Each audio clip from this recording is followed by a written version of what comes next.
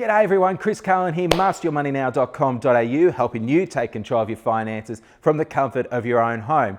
And in this week's Whiteboard Wednesday, I want to ask you the $2 million question.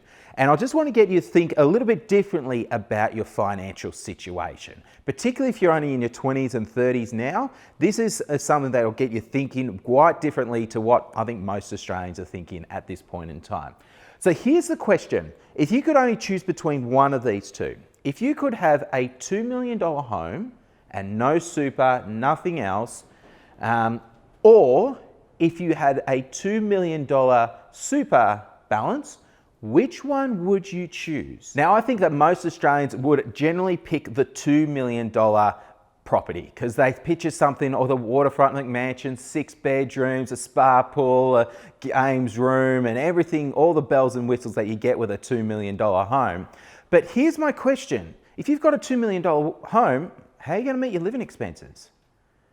How are you going to put food on the table? How are you going to pay for things like rates and water, electricity, and all that kind of stuff if you don't have a $2 million home? Now, now this is assuming you are retired, so you might be able to live off an age pension, but that's only a couple of 20, 30 grand a year. That's not really much to really enjoy life. How are you going to travel and do all these kind of fun things when you're in retirement?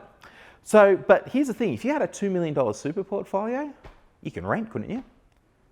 Pretty sure out of $2 million, if that's drawing you a 5% return, which is pretty conservative, that's 100 grand a year. 100 grand a year in retirement, which can easily cover your rent. Make sure you can be able to travel, eat out, have nice clothes, and enjoy a really good lifestyle. So here's the message that I want to convey. Now, ultimately, I'd like you to have both. And definitely, we want you to when you get to retirement, have a debt-free house. Hopefully it's worth $2 million. The way things are going, probably would. Have $2 million in super as well. Both of those are pretty achievable. But here's the thing, if you have to prioritize between one, I'd pick your superannuation. And that's what a lot of young Australians are not doing. They're getting into the housing market. They're getting their first home, and that's not necessarily a bad thing, don't get me wrong, but they're neglecting their superannuation. And what we're finding, a lot of people, yes, they've got a pretty expensive house, but they don't have much for their retirement, which means at retirement, they've generally got to sell the dream home or live a lifestyle that's well below what they imagine. They're what we refer as asset rich and income poor.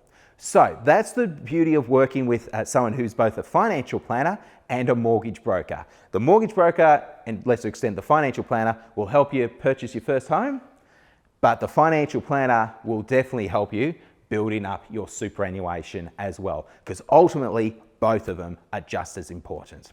If you have any questions, you want to have a chat about this further, feel free to book in your 30-minute consultation with myself or one of my team. Go to masteryourmoneynow.com.au/get started, and we can book in a time that suits you and have a chat and go from there. If you like this video, make sure you share it with your friends, family, and work colleagues, and I'm looking forward to seeing you at next week's Whiteboard Wednesday.